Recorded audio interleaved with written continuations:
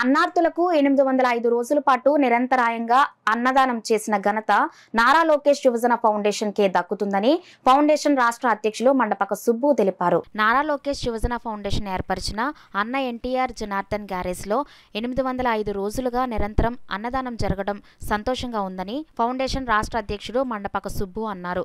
ఆదివారం తన తల్లి కీర్తిశేషులు మండపాక రాఘవమ్మ జ్ఞాపకార్థం పేదలకు అన్నదానం చేశారు. ఈ సందర్భంగా ఆయన మాట్లాడుతూ పేదల ఆకలి తీర్చేందుకు కూటమి ప్రభుత్వం ఈ నెల 15 నుంచి అన్నా క్యాంటీన్లు ప్రారంభిస్తుందని తెలిపారు. CM Chandrababu, TD Janardhan, Palla Srinivasarao, Kakinada city MLA Vanamadi Kondababu ఆశీస్సులతో అన్న ఎన్టీఆర్ జనార్దన్ గ్యారేజ్ ద్వారా నిరంతరం అన్నదానం కొనసాగుతుందని తెలిపారు. కార్యక్రమంలో వైస్ ప్రెసిడెంట్ కర్రి వీరబాబు తదితరులు పాల్గొన్నారు.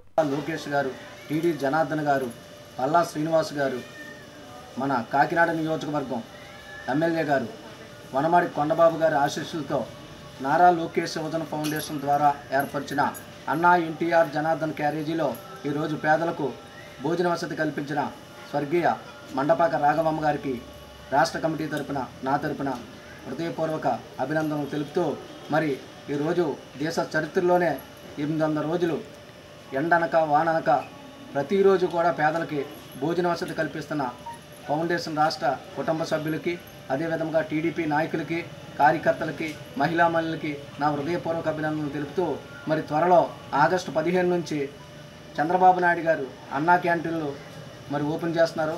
అదేవిధంగా ఉచిత బస్సు, మరి రాష్ట్రంలో ఆయన ప్రవేశపెట్టిన 6 పథకాలను కూడా మరి అమలుపరుస్తూ పేదవారి ప్రతి వారికి గుండెల్లో చిరస్థాయిగా నిలుస్తారని కోరుకుంటూ మీ రాష్ట్ర అధ్యక్షులు మండపాక సుబ్బు.